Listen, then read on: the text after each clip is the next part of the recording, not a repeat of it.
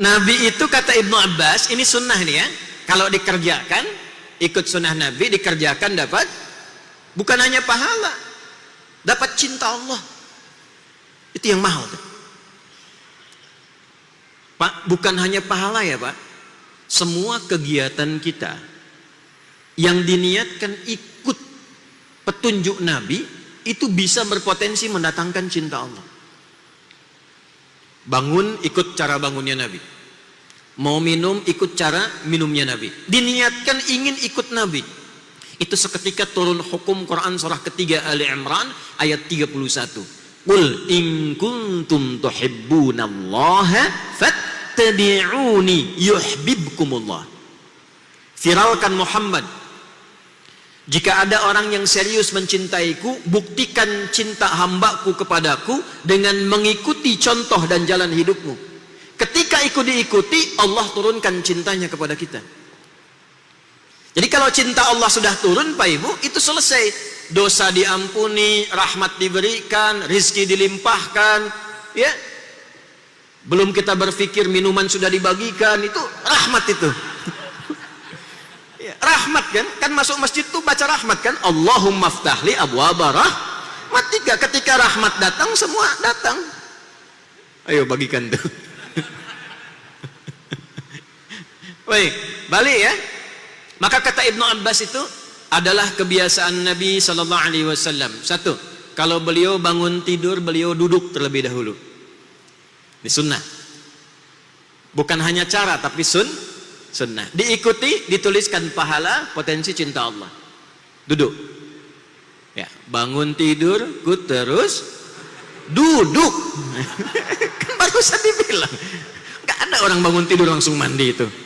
Ya, bangun tidur, ganti liriknya tuh di TK-TK Aisyah ya, sesuai dengan sunnah dan hadis. Nabi bangun tidur, terus duduk. Dalilnya Abu Daud nomor hadis 1367, rawinya Ibnu Abbas. Bikin status tuh. Tenang dulu, biarkan darah mengalir. Setelah itu, wa masaha biyadihi min athari naumi, beliau menghilangkan bekas kantuknya dengan bagian tangannya yang bersih. Ini penting kalimat ini karena nanti ada hadis lain, jika Anda bangun tidur maka cucilah tanganmu karena engkau tidak tahu kemana tangan itu berkelana saat engkau tidur itu. Karena itu redaksinya bagian tangan yang bersih, hilangkan bekas ngantuk.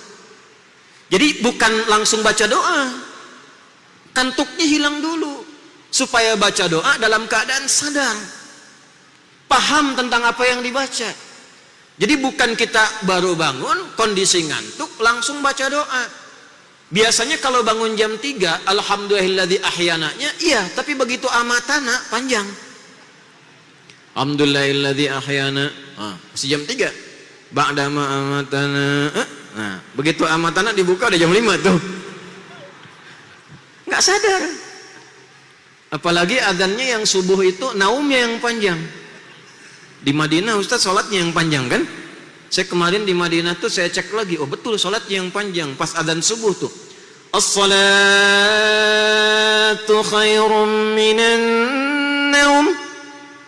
Masjid Nabawi. Begitu ke Sidoarjo kenapa naum yang panjang? As-salatu khairum minan naum. Tidur lagi kita. Karena itu kita sadar dulu. Sadar, hilangkan bekas ngantuk. Nah ini poinnya.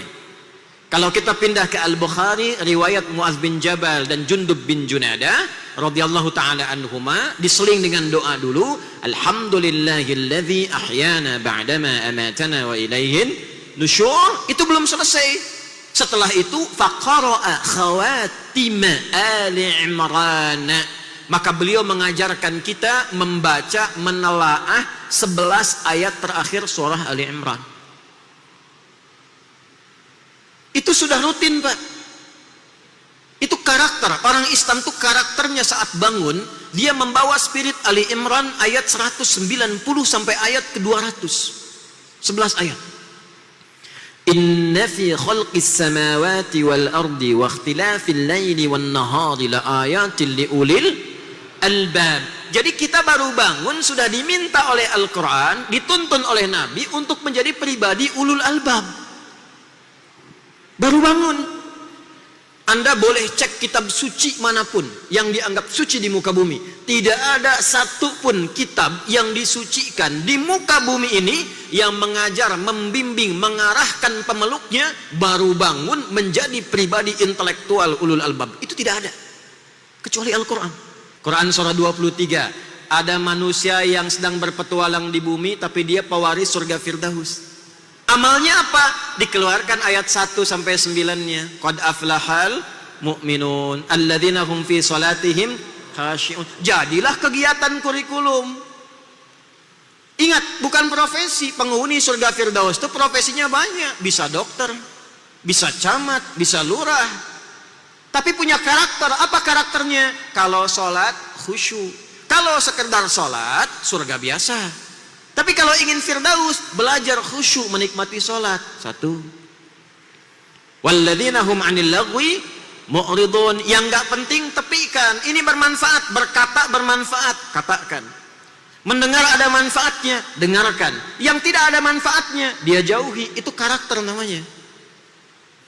Profesinya boleh apa saja. Turunkan itu ke bumi. Jadikan panduan dalam berkehidupan.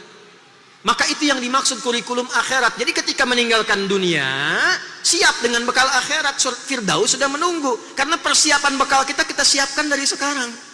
Dunianya tidak hilang. Minumnya tetap sama. Makan tetap makan. Kerja tetap kerja. Hanya bedanya, kerja di tempat yang sama. Ada yang tidak sholat, ada yang sholat, ada yang sholatnya khusyuk. Itu yang kita siapkan. Nah itulah ulul albab.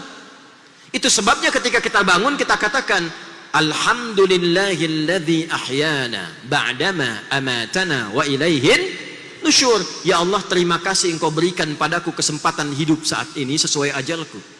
Walaupun Engkau tahan sementara tadi dalam tidurku. Perhatikan kalimatnya, perhatikan. Aku berjanji sekarang akan menyebar di dunia mencari persiapan bekal untuk pulang kepadamu. Nusyur itu menyebar untuk kembali.